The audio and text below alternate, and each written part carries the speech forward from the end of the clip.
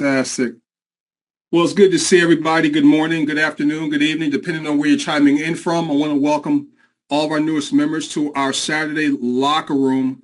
While the music was playing and folks are coming in, I got to tell you guys, especially some of the newest members that's a part of our community, we got the best community on the face of the planet in the people-to-people space, and it's all because of you guys, the commitment and understanding the vision of what it is that we're doing. You guys really need to give yourselves a pat on the back because it really does take teamwork to make the dream work. And in the people-to-people space, it's all about community. And a lot of times people just go from shiny object to shiny object and not understand that in the people-to-people space, especially in the digital economy, it's going to be about family, it's going to be about community, and people buying in and being on one accord in terms of creating a vision that's going to make major impact on the world. And I'm excited and honored to be here to just share some information with you guys as we do every Saturday. Want to really give a big warm welcome to all of our newest members. And what we do here in Locker Room is we go over a lot of different things. We talk about leadership. We look to try to increase people's financial literacy because we're not taught about money in our schools and institutions. And that's by design. And you guys will find out more about that as you stay plugged into our community. We talk about business development. We also talk about how what we're doing in terms of a cooperative, how it fits into the macro scheme of everything that's going on globally. And that's something that a lot of times people overlook because we're so distracted out here with so many different things, whether it's politics, whether it's this war, obviously weather and things of that nature. And we can go deep in the weeds in terms of how all of this stuff is actually organized. But we're not going to talk about that today. But I want you guys to understand that we take what we do very, very seriously for those of you that are new. And so because of that, sometimes we may say some things that may rub you the wrong way. And I say this every Saturday because we mean it. If we say anything, whoever's doing the locker rooms or new members orientation or anything that rubs you the wrong way, just charge it to our head and not our hearts. Because we're not here to hurt anybody. We're here to defibrillate people, to awaken the wealth that's within you, to help people become smarter than money. Because when you begin to understand money, right, just on a basic level, you don't have to go deep in the weeds and understand the big words. But if you just understand the basics in terms of how it moves and operates, when you see this particular business that we have our hands on, it becomes clear as water and you will lose sleep. And no one can knock you out of the box here, okay? We have a little bit of a lighting issue here, but we're going to keep it going. So having said that, we're going to really dive into it today. I'm going to be talking about a couple of different things here today. We're going to piggyback off of what we talked about a little bit last week relative to framing, because what I found in terms of dealing with people that are looking at this for the very first time, or even new members that are having some challenges in terms of getting people to enroll, it has a lot to do with framing and your perception and your ability to frame things in a way that people can understand it. If you guys look at anyone that presents, like if you look at a Douglas Ford and what makes his presentations so powerful is that he just has a way of framing things, right? So it's a matter of what do you see? Why did you get enrolled in this business? And what do you see in your ability when you get to a point of actually doing presentations and things of that nature? You're just going to frame it based on what you see. So it's not a matter of, hey, Greg or Doug or Bridget or Bishop Garnett or Corinthia or anybody, Beverly Davis, tell me what to say. You already know what to say based on what you see. And then you just simply frame it based on that. So we're going to talk about that. We're going to talk about the two types of recruiting. And I want to start off with that first before we go into the framing aspect of it. And you guys can write this down. There are two types of recruiting. Okay, and I know for some people recruiting, makes your butt itch, so to speak. It's like, I don't like that word recruiting. But the bottom line is everything recruits. The army, the military recruits, football franchises and sports franchises, they recruit, right? The military recruits. If you're married, you recruit it as well. Every day that you walk out into this world, you are recruiting, and you're seeing it everywhere. Hiring is just another word of recruiting. When you see people, we're hiring, they're just recruiting. Or you see commercials and advertising, all of that is recruiting for our attention, and they're wanting people to come into their ecosystem and spend money. So recruiting is not a bad word as long as you're not doing harm to anyone. So there are two types of recruiting. The first type of recruiting is excitement and urgency. So please write that down. And that is mainly for new people. Okay. And I'm going to break down why I say that here in just a moment. The second type of recruiting is inviting and presenting, right? So the first one is excitement and urgency. The second one is inviting and presenting. So if you're brand new, all right, the only thing that you want to be concerned with is excitement and urgency, not presenting. That's not your job. And what ends up happening is a lot of times new people get involved and they talk people in and out of the business because they don't have the proper framing yet. So what you want to do is you want to get good at getting people to come and see the movie, which is going to be someone who has the framing that can present it on your behalf. So I want you guys to think about just like if you go to a good movie or a good restaurant, right? Nobody has to tell you what to say, right? When it comes to being excited about a good movie that you've just seen or a good restaurant that you've eaten at. You guys have heard this before. No one has to give you the words to say. It's because you have a natural excitement about something that you've experienced. And so it's the same thing when it comes to this business. And if you're brand new, you're just going to be excited, not overhyped or anything like that. And you're going to have a sense of urgency. And you want to keep it very, very simple when you're talking to someone. So if you happen to call somebody on your list that's in your warm market, they know, they've been around you when you've been excited, right? So you don't have to change your personality for your warm market. Show your excitement the way in which you typically show your excitement. Show your urgency in the way in which you typically show your urgency when you're talking to people. So when you call someone up and you call them up and you just ask them really, really quickly, do you look at other ways of making money, John? Right? And John may say, well, it depends, or what do you got, or whatever the case may be. You don't want to go into telling them what it is, right? And so if they ask you a question like, well, it depends, or what is it? You say, well, I'm glad that you asked that question. And something that you can say that I've said to people is like saying, like, John, right now, all your money goes through other people's banks. Would you agree? And make John or whoever answer that question. Right now, all your money goes through other people's banks. And you'll say, well, yeah, I don't have a bank, or I don't own a bank, or whatever the case may be. And you say, exactly. How would you like to own your own bank, John? Well, how do you do that? I'm glad you asked that question. And that's the second reason why I called you. I want to invite you to, and then that's when you throw it on an expert that's had tremendous success building an international bank from the comfort of their own home. New people, please don't think that you don't want to get into a habit of thinking that in the beginning that you have to explain everything. And another reason why I'm sharing this with you is because what duplicates duplicates. So how you bring it to a new person is how they think they're going to have to do it as well. So if they think they have to know a whole lot of information in the very beginning, then it's going to create stickiness in the conveyor belt.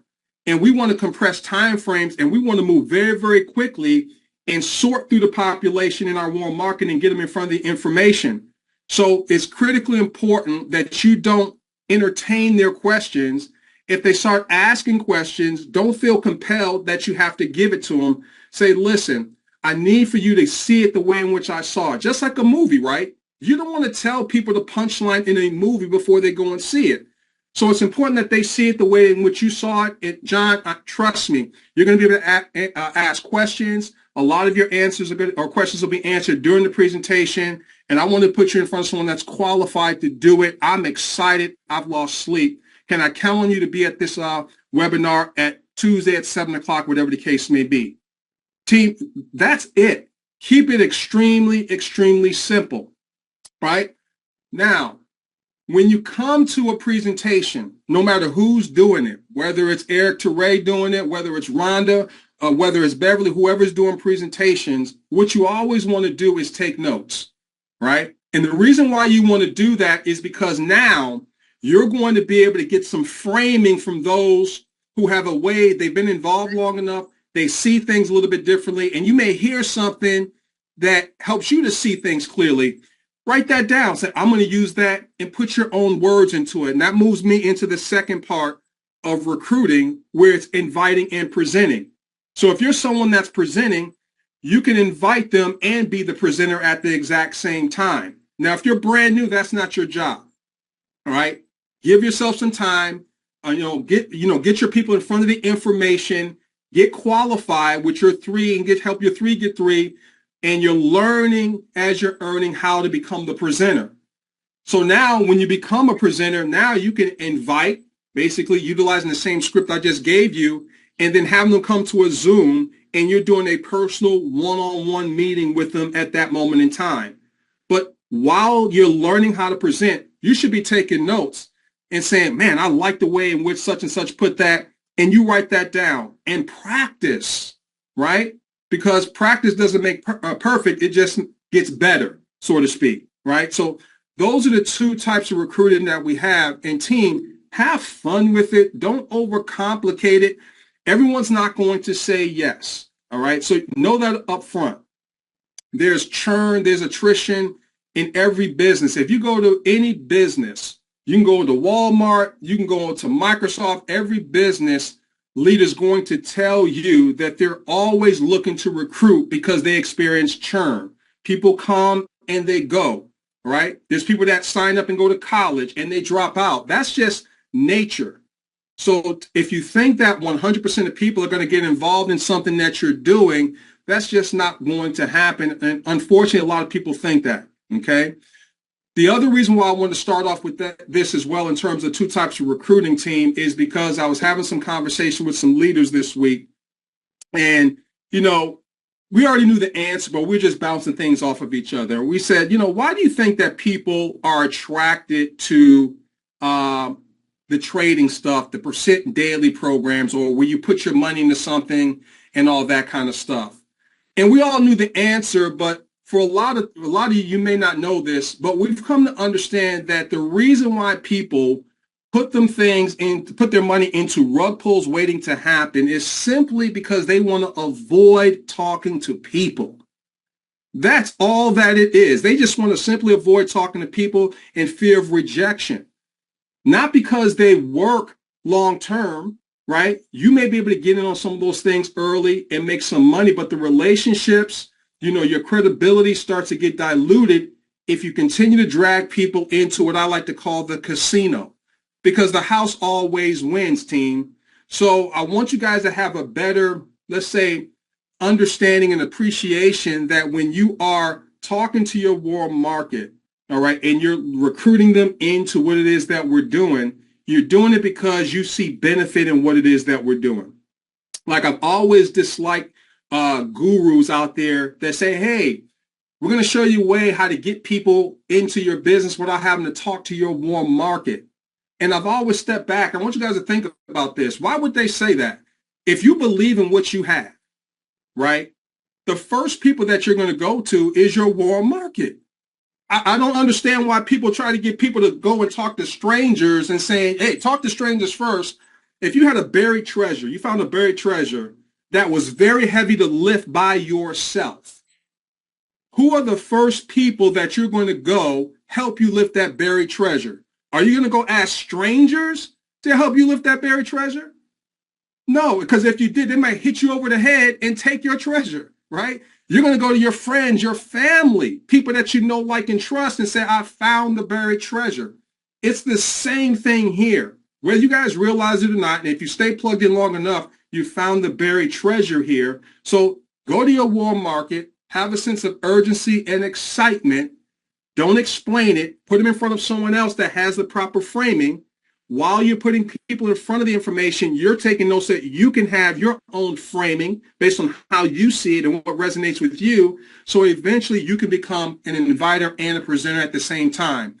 And the reason why you want to do this, team, is this. You don't want to stay an inviter, just a person that has the excitement and urgency and never presents. Because what duplicates, duplicates. You want to have an army of people that can present the information independent of your involvement. The biggest leaders in any business, they have a whole army of people that can present and train the information. And the same thing is going to hold true for you. If you want to make big, big money, You're going to have to go through that process, and it's okay. Does that make sense to everybody so far? Okay. So let me go ahead and do this. I'm going to share my screen, and we're going to shift gears here. And I want to talk to you guys. We're going to dig more into framing here. Let me see if I can get this light. I don't like this. Yeah.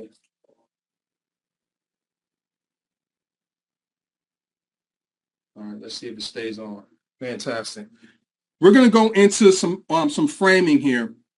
And I talked about this a little bit on Monday when I was doing the overview on Monday. Some of you guys were there, and I told you guys I was going to go into this a little bit more on Saturday.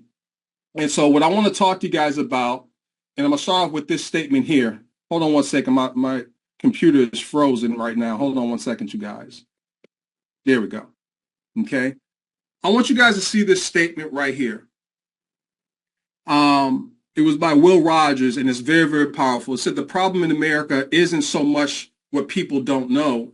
It's what they think they know that just ain't so. I want you guys to think about how powerful that is. It's not a problem. And it's not just in America. It's around the world. It isn't so much what people don't know. It's what they think they know that just ain't so. So we hear a lot of times in the people-to-people space, the first thing they think is a pyramid, right? Because it's different from the way in which we've been taught to generate money. And we're not taught about money in our schools and institutions, how it works, how it's injected, where it comes from. None of that stuff is understood or taught in our schools and institutions. It's really not unless you get in the people-to-people space that you're around people that think outside the box, that understands money, and they're willing to share some things with you based on their evaluated experience. And for those people that never get into anything outside of a job, they're never going to be able to create the kind of wealth that they desire because they're playing by the wrong rules. They're operating based on information that just ain't so. So I was talking on Monday about this. I asked the question, what is Social Security and how is it funded, right? And I asked my wife this question. I asked some of the leaders that were on the line on Monday, what's Social Security and how it's funded. And no one understood it. They knew that they were paying into Social Security, with every paycheck, but that's where it stopped. They didn't understand the underlying fundamentals in terms of how it really operates. And once you understand how it operates, just that alone, you're going to stop allowing people to knock you out of the box because they use the P word. They don't know what they don't know. And so please don't allow people that say pyramid and all that kind of stuff to knock you out of the box. They're just ignorant to how money really works and how it functions. So let me show you guys this. And I showed this on Monday, and we're going to go over it again. This is AARP, right? Social Security is not a savings plan. A lot of people have that mindset, right? What you pay into the system does not go into an account for your retirement. Workers in each generation finance Social Security payments for their retired elders and other beneficiaries. So, you guys hear what just happened there? By definition, this is a pyramid because, once again, what you pay into the system does not go into an account for your retirement. Workers in each generation, so it's the ones that were before you, and when you get to retirement age, it's what they do that goes into your Social Security, how you get paid Social Security. So down the road, their benefits will be paid for in turn by younger workers. Are you guys with me so far? So this goes into a separate trust fund. So the money that people contribute in tax that goes into the Social Security trust funds, there's that word again, funds. And we talked about this some time ago. Anytime you hear funds, always think pooling of money. Keep it very, very simple. You have index funds. You have mutual funds, right? You have crowd funds, right? Anytime you hear the word funds, it's simply people pooling their money. But the problem is in those particular funds, it's always a centralized authority that controls the delegation on how that pooled money gets doled out. So you don't have any control. In our environment, we get to control how the money gets doled out, right? So once again, the money that people contribute is a tax that goes into the Social Security trust funds from which current beneficiaries are paid. Those contributions cannot be refunded to the family when an eligible worker dies before filing for benefits. They were used to pay benefits for others during the worker's life. Think of it this way. Social Security is not a personal retirement account, but something more like insurance. In fact, the official name for Social Security benefits is Old Age Survivors and Disability Insurance, right? So that's the original name of it. Throughout their working lives, people pay into a national pool, there's the fund again, that provides some measure of financial protection for those no longer working due to their age or medical conditions. So I'm sharing that with you guys because it's so important. That's a clear reminder that if you have anybody in your family, a coworker or a friend, that looks at this and they come back with pyramid, here's where the proper framing comes into play. So John, your coworker, looks at it, says it looks like one of those pyramid deals. John, I know how you feel. In fact, I used to think the same way. But let me tell you what I found. You know when you get your paycheck, right? And you pay in the FICA and you pay Social Security, all right? Tell me, do you understand how Social Security is funded or what that is? Have them explain. I promise you they don't know what you know right now. Does that make sense, everybody? See, you want to get people to understand that you have to frame things for people in a way to help them realize that they don't know some things. And what that's going to do is going to create more value in your relationship, that when you offer opportunity or you're having conversations, they're going to see more value in your work because you're bringing revelation to their thinking. You're enlightening their thinking about something that's right underneath their nose. But because so many people are busy robbing Peter to pay Paul, doing all of these things, they don't have the time to really dive into things. They don't have the time to become smarter than money, let's just say. Now you can start offering people some things from that vantage point, right? There's a statement that when you learn what the magician knows, it isn't magic anymore. Write that down. When you learn what the magician knows, it's no longer magic. I remember I went to a thing in Vegas. I went to a show in Vegas. I went to go see David Copperfield in Vegas. And he was supposed to he invited so many people up on stage. And it was probably like, say, a group of 30 people on stage. And he was going to make them vanish in front of our eyes on stage. So I don't know if it's because of where I was sitting. So he did his trick and everything like that. And it was dark. He darkened the room, covered them up. He kind of darkened the room and then turned the lights back on and nobody was there. But I saw the silhouette of people. He was moving people off stage when the light was out. Now, for someone like me, once I saw that, I was like, I'll never see a David Copperfield show again because it was no longer magic. It's the same thing about Social Security. It's going to be the same thing about money when you understand that money comes from the Fed. It's pyramidal in structure. They're able to print it out of thin air. Once you understand what the magician knows, it's not magic anymore, and you can get wealthy, you guys. All right?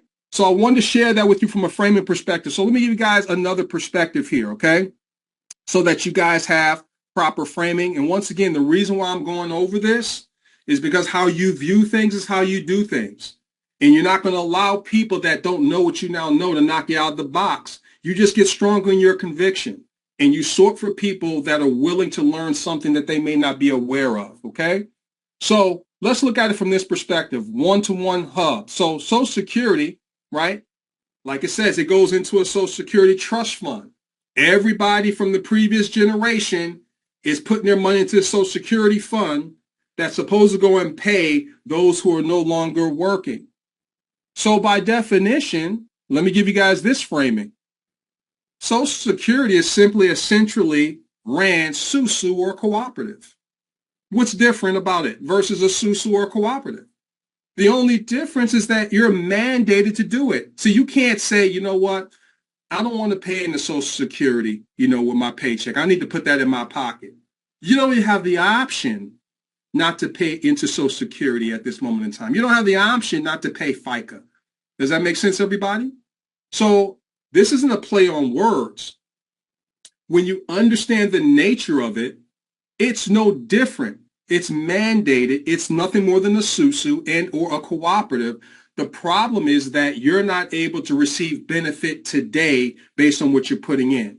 You're putting in money for those who are already retired, and you're hoping that there are going to be enough workers that's going to pay into the Social Security that's going to allow you to receive your Social Security benefits. And you guys have heard a lot of different things that may not happen. I'm going to break down for you guys what's going to come in place instead of that to give you guys proper framing. So what do we have, though?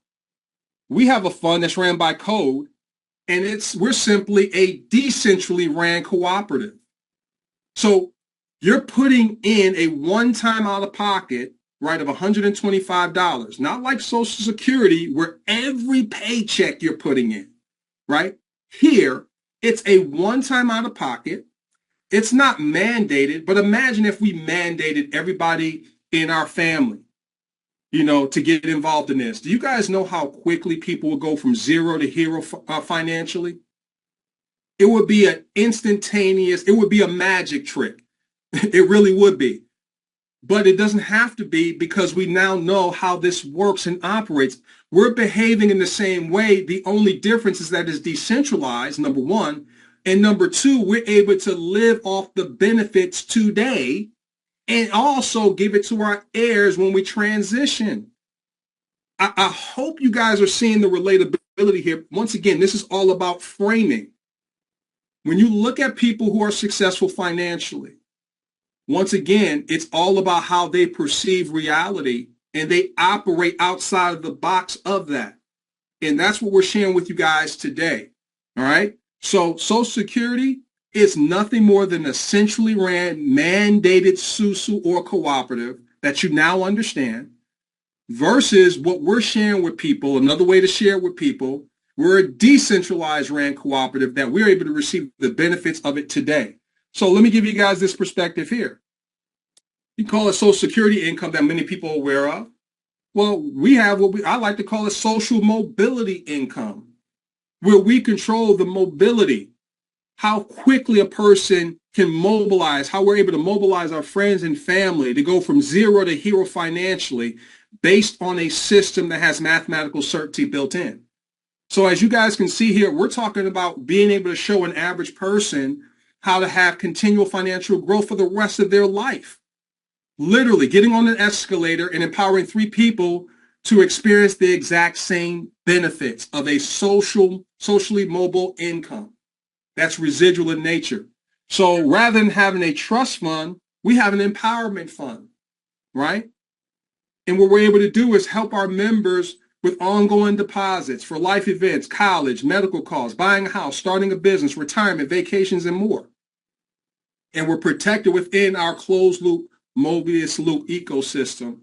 And we're talking about $28 a month that can be offset the moment that you go ahead and invite 3 people to get on the escalator and they turn around and do the exact same thing. Now it's no new money.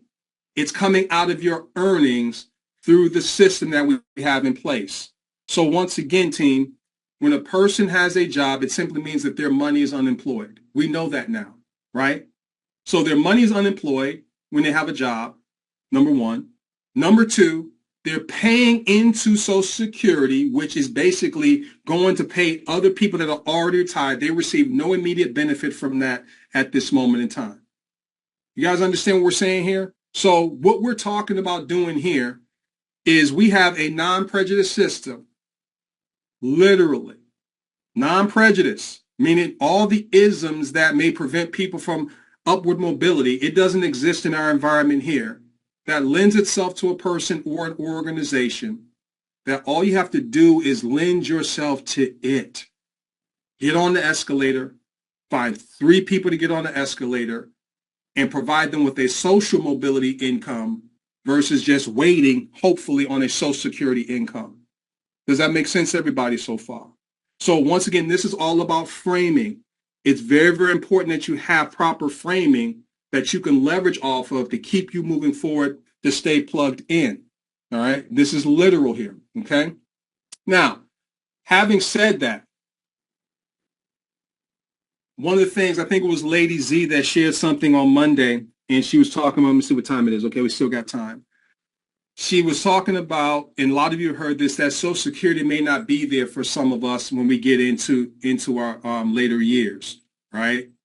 And the reason for that is because we all know, whether it's millennials or Generation Z, there is not as many people working jobs full time, right? The baby boomers are retiring, they're receiving the Social Security, but there are fewer and fewer people paying into the Social Security Trust Fund. They know this. The powers that be know this.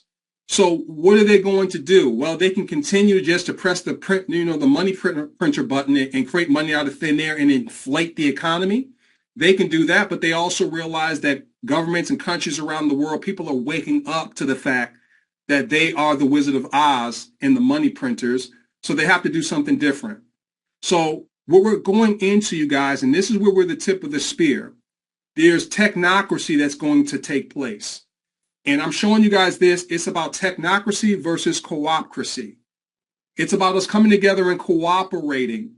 There's a moment in time right now that literally is creating the greatest transference of wealth, and companies are jockeying for a position. This is where CBDC and UBI comes in, and it's going to create the technocracy. And we talked about this a couple of weeks ago. Once again, I'm giving you guys framing.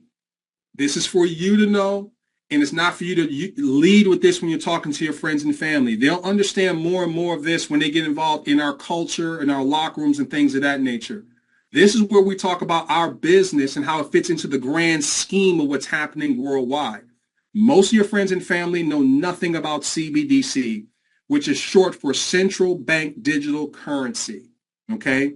UBI, Universal Basic Income. These two things combined, all right, along with other things on the blockchain, is going to create a technocracy where the world will be run by smart contracts and algorithms. CBDCs are programmable money, all right? So I'm going to play something for you guys so that you guys can understand exactly what I'm talking about here, all right?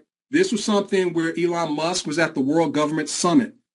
It's important that you guys, I share this with you guys so that this is for me having co-signing.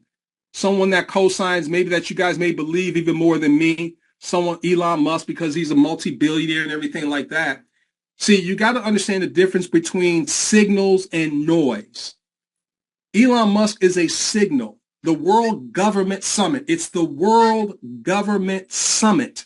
That's a signal. Most people, they don't watch that kind of news. They watch the regular local news that has nothing to do with really informing you. It's just to distract you.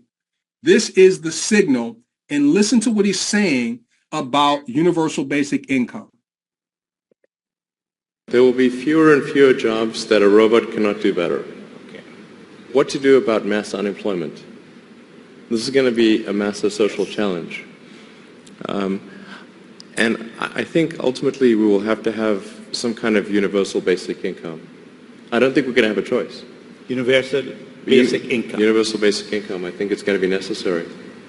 So it means that unemployed people will be paid across the globe. Yeah.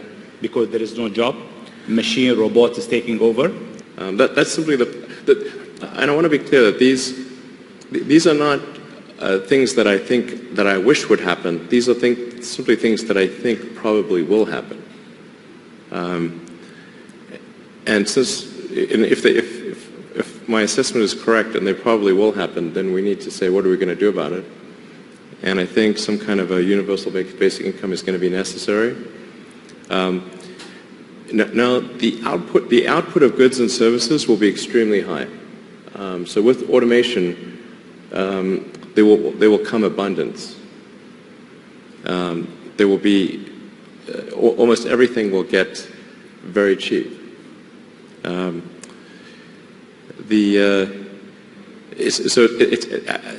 think the biggest. I think we'll just end up doing a universal basic income. It's going to be necessary. The harder challenge, much harder challenge, is how do people then have meaning? Like a lot of people, they derive their meaning from their employment. So if you don't have, if you're not needed, if there's not a need for your labor, how do you, what's the meaning? Do you have meaning? Do you feel useless? That's a much harder problem to deal with. Okay.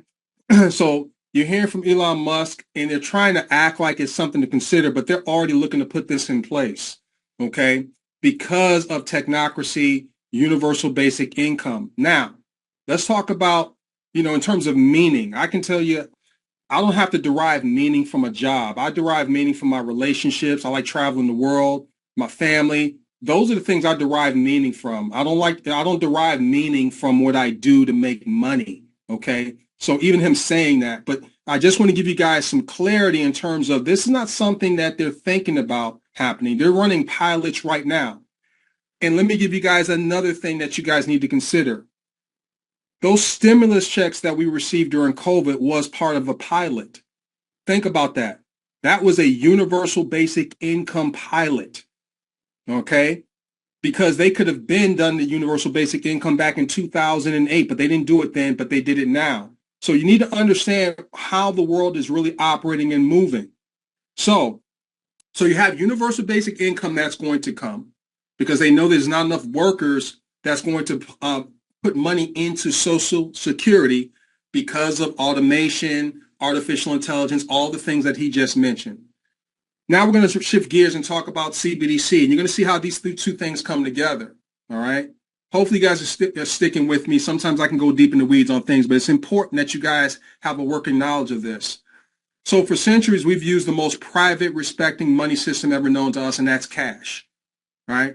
Cash allows us to have ownership and privacy without people nosing around in everything that we do. Like when I was growing up, my uncles and my grandparents and everything, they used to put their money under a mattress or in a pillowcase. They didn't want to put their money in a bank, right?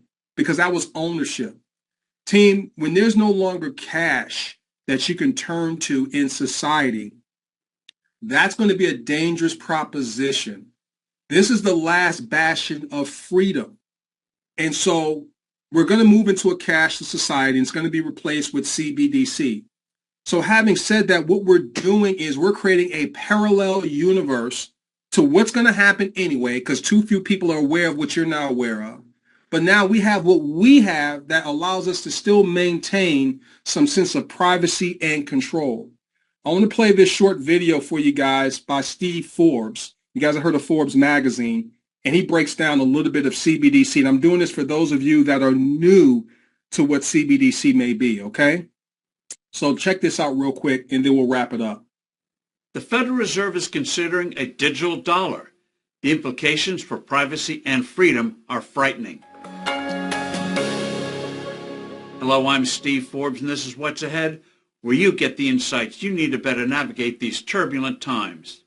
Central banks around the world are examining whether they should create digital currencies. China is gradually enrolling one already. Japan may launch a digital yen by 2026. India is moving ahead in this front. The Federal Reserve is on the bandwagon here, where experiments and studies are already underway. These moves to what is dubbed a central bank digital currency, CBDC, may sound like making sure financial institutions are keeping up to date and ensuring currency stability amid cryptos that are crashing in value, along with the sensational multi-billion-dollar collapse of crypto exchange FTX. Now, advocates say CBDCs will help central banks better fight inflation because they'll have more direct control over the money supply, that it will sharply speed up transaction payments between buyers and sellers in the marketplace, where settlements, most particularly if they cross borders, can take days before a payment clears and you can access your money. It will also help fight money laundering and keep rogue nations from evading sanctions. But central bank digital money is ominous. The downside of governments being able to track digitally every single product or service you buy and sell is chilling. This is where China's headed. India has been trying to reassure skeptics by declaring that transactions would stay, quote, largely anonymous, end quote. But government bureaucracies won't be able to resist the temptation. They'll always have excuses like fighting crime or combating tax cheating. CBDCs would give officials a powerful tool of control and manipulation. It would be an irresistible drug for central banks trying to direct the economy. If they think the economy is overheating, they could freeze a certain percentage of your cash. Or if these poobahs decide that things are too slow, they could punish people who, they conclude, are saving too much. Spend it or lose it, they could decree. If you have undesirable political views, you might not be able to access your money, since traditional cash would be outlawed and your digital cash would be in a government-approved digital wallet. Digital cash would even allow governments to fine-tune monetary policy with individualized interest rates. Then there's the all-too-real challenge of security. Digital cash systems would be a hacker's delight. The treasure trove of data governments would have on every aspect of your life would be breached. As for speeding up payments, that can be achieved with improved electronic transfers. The Federal Reserve already has an experiment with that underway called FedNow. Congress should immediately hold hearings on the subject of central bank digital cash and ban the Fed from creating a digital dollar. Government digital cash is a formula for tyranny. I'm Steve Forbes. Thanks for listening. Do send in your comments and suggestions. I look forward to being with you soon again. Okay. So I wanted to share that with your team. Once again, not to overcook your grits or anything like that.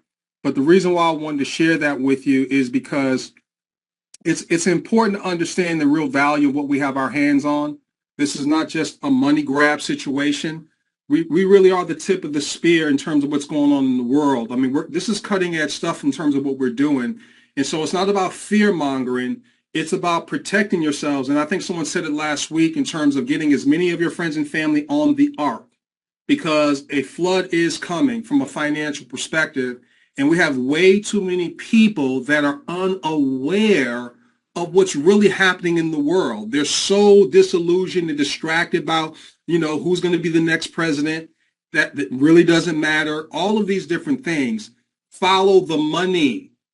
Always follow the money and how it flows. And if you can do that, then you can curb yourself and you can be protected and insulated. And that's what we're doing with Smarter Than Money. We want to help people to become smarter than money. So this is not about a revolution. This is just about being proactive in terms of creating a better world together. And this is where cooperation comes in. And I'm going to end with this.